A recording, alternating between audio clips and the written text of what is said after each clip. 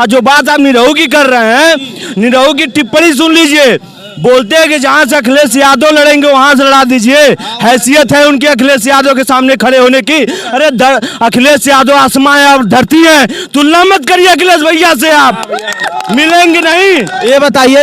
जाएंगे। लेकिन वो कह रहे हैं कि जिस तरीके से हराया था, कोई आ जाए सबको हरा के भेजूंगा निरहुआ आजमगढ़। अगर मैं आपको चैलेंज करता हूं, निरहू तक एक बात पहुंचा दीजिएगा, उनके अकाउंट तक पहुंचा दीजिएगा। बात होगी तो पूछूंगा। अकाउंट में क्षमता है तो आजमगढ़ के सरजमी से पर्चा भर ले और यही धर्मेंद्र भैया को हरा के दिखा दे। आपके सामने इसी रोड पे नंगा ना घुमा तो कहना, उनके अकाउंट से कह देना।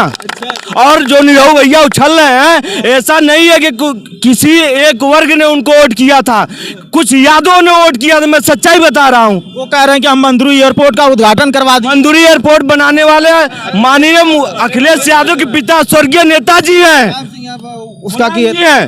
और क्या ईंट रखे हैं? अब कोई एक ईंट रखे हैं?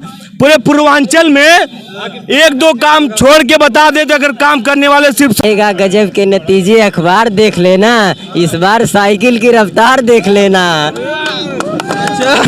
एक बार थोड़ा और बता दीजिए क्या कहें। आएगा गजब के नतीजे अखबार देख लेना, इस बार साइकिल की रफ्तार देख लेना। साइकिल कहीं पंचर ना हो जाए। अरे कमलवा मुरझा गया है। साइकिल दिल्ली के लिए रवाना हो चुकी है जी।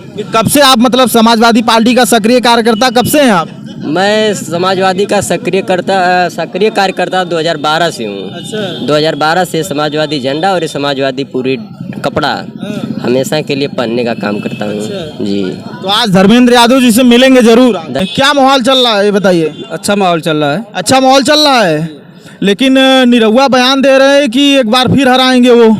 उनके बयान का कोई मतलब नहीं है। अच्छा। क्योंकि शाह आलम गुड्डू जमाली जी आएंगे, छापेंगे इतना कि निरहुआ दलेगा गाजीपुर। अच्छा। यहाँ दिखाई नहीं देगा आजमगढ़ में। लेकिन वो कह रहे हैं कि जिस तरीके से पहली बार हराया तो उसी बार दूसरी बार फिर हराऊंगा। चलिए ठीक हो, समय बताएगा।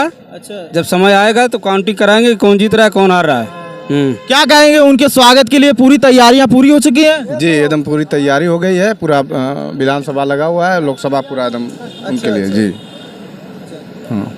लेकिन ये बताइए कि जिस तरीके से धर्मेंद्र यादव उनका काफिला चल रहा है, लेकिन निरहुआ लगातार अपने बयानों में कह रहे हैं कि जिस तरीके से उपचुनाव में हराया तो उसी तरह हरा के फिर उनको भेजूंगा सैफई। ऐसा है, निरहुआ अपने बड़बोलापन के नाते ही जाना पहचाना जाता है और वह साल दूसरा था, ये साल दूसरा है। अब आज के दिनांक में शाह आलम गुड्डू जमाली रथ रोकने वाले वही थे समाजवादी पार्टी की, और उसका फायदा जो है निरहुआ को मिला। लेकिन अब ऐसा नहीं होने वाला है।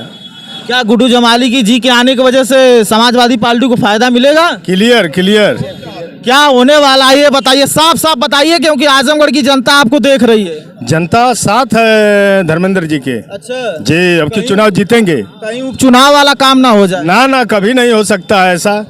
लेकिन निरहुआ फिर कह रहे हैं आलम गुड्डू जमाली साथ हैं तो नैया पार है। अच्छा जी। क्या कहेंगे भाई साहब, क्या कहेंगे चाचा, क्या कहेंगे बताइए। क्या लग रहा है, रोजगार मिल रहा है कि नहीं ये बताइए। रोजगार कहाँ रोजगार मिल रहा है? बीजेपी कह रही है हर लोगों को रोजगार मिल रहा है। खैका न रही है। अच्छा। हाँ, कागज में दे रही है, हकीकत में नहीं। निरहुआ आपको कैसा नेता लगता है? एकदम बकचोद नेता।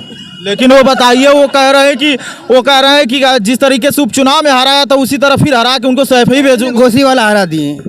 घोसी वाला क्यों नहीं हरा दिए? पूरा केंद्रीय मंत्री लगे थे, क्या कर लिए? कुछ कर पाए? लेकिन राजभर भी कह रहे हैं कि मिल के लड़ेंगे। मिल के क्या लड़े? लड़े तो थे सभी लोग। ऐसा कोई बेकार आदमी है? राजभर ऐसा कोई बेकार आदमी है? वो आज इस दल में रहेंगे, कल उस दल में रहेंगे, उसका क्या मतलब है? लेकिन वो निरहुआ कहते हैं कि आजमगढ़ की जनता के लिए जो विकास किया है हमने किया है। हम लोग तो देखें भैया, कागज में विकास देखें, लेकिन धरती पर कोई विकास है नहीं हम लोग देखे आज तक। हाँ, हम लोग खेत बो रहे हैं, कैसो सार खा जा रहे हैं, सब समझ लीजिए। इतना परेशान कि हम लोग सब कैसे जिएंगे। हम लोग वो कह रहे हैं 5 किलो राशन दे रहे हैं। 5 किलो राशन दे रहे हैं, 5 किलो राशन सब खा लेंगे, नमक कहाँ से पाएंगे, दाल कहाँ से पाएंगे, चटनी कहाँ से पाएंगे? खाली गेहूँ खाएंगे, चावल खाली खाएंगे? आजमगढ़ से धर्मेंद्र यादव जीतेंगे या निरहुआ साहब, बताइए। बम्पर वोट से धर्मेंद्र यादव जीतेंगे। कितने वोटों का अंतर रहेगा? कम से कम 50,000 1 लाख का वोट से फर्क है। अच्छा 50,000। ये बताइए भाई साहब, आप लोग बताइए, आजमगढ़ उनके स्वागत में आप लोग तैयारी किए हैं, ठीक है। ये बताइए कि धर्मेंद्र यादव उपचुनाव जिस तरीके से लड़े थे, कहा जा रहा था कि कुछ गड़बड़ी की वजह से समाजवादी पार्टी हारी है। क्या आप ईवीएम पे सवाल उठाना चाहेंगे? जरूरी। वो कहते हैं कि जहाँ जीतते हैं वहाँ नहीं, ईवीएम खराब रहती। कहाँ जीतते हैं, हर जगह। अभी मध्य प्रदेश में चुनाव हुआ विधानसभा का, वहाँ एक बीजेपी का प्रत्याशी पटेल लड़ा था और 250 वोट उसके गांव में केवल पटेल बिरादरी का था। और इसके बाद क्या हुआ कि मैं मान रहा पूरा गांव उससे नाराज था और उसके घर के लोग नाराज थे 8 परिवार में। क्या वो प्रत्याशी अपना वोट नहीं दिया होगा, लेकिन वहाँ वो 0 वोट पा रहा है उस बूथ पे, क्यों? इससे क्या साबित हो रहा है, आप बताइए। लेकिन निरहुआ कह रहे हैं कि समाजवादी पार्टी परिवारवाद करती है, अपने परिवार से लोगों को भेजती है। निरहुआ लगातार अपने बयानों में दे रहे हैं। ये सब गलत है। बीजेपी भी परिवारवादी पार्टी, ऐसी बात नहीं। उठा के देख ले, राजनाथ सिंह का लड़का विधायक है, राजनाथ सिंह रक्षा मंत्री है। निरहुआ आपको कैसा नेता लगते हैं, बताइए, अच्छा लगते हैं कि नहीं? निरहुआ हमारे नेता तो गुड्डू जमाली और ये अखिलेश यादव हैं। गुड्डू जमाली कहा जाता है मुबारक पर कि लोगों के दिल में बसे, सही बात है? एकदम सही है, एकदम सही बात है, सही बात, सही बात है, एकदम सही है, सही है। ये बताइए, हमारे गुड्डू ऐसा जमाली नेता कोई है नहीं, और न कोई पैदा होगा कभी।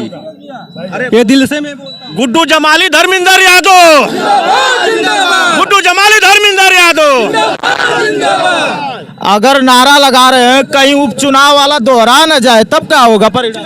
अरे ऐसा कोई देखिए, कोई नचनिया पदनिया को कोई वोट नहीं देगा। रुको, नचनिया पदनिया कोई वोट नहीं देगा। कह रहे हैं कि हम सुपरस्टार को बुला देंगे प्रचार करने के लिए। इसको भी बुला लें, वो चाहे प्रधानमंत्री को भी बुला लें, लेकिन वो जीतने वाले नहीं है। धरती है, आजमगढ़ की धरती है, हम लोग उनको जिताएंगे। ये आजमगढ़ की धरती है, राहुल संकृत्यान जी की धरती है ये।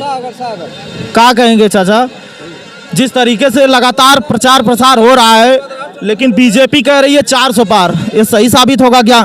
देखिए, बीजेपी जो कुछ भी कह ले, जनता उनके साथ नहीं है। ईवीएम उनके साथ है, उनके साथ ईडी है, उनके साथ मैंने तमाम प्रकार की व्यवस्था से वो लड़ रहे हैं। इसलिए उनको भरोसा है कि किसी को ईडी से धमका करके जेल में कर देना, अपने खेमे में कर लेना, या बीजेपी की फितरत है। इसलिए वो कही है 400, लेकिन 400 कहीं नहीं। आप आज के डेट में वह 400 से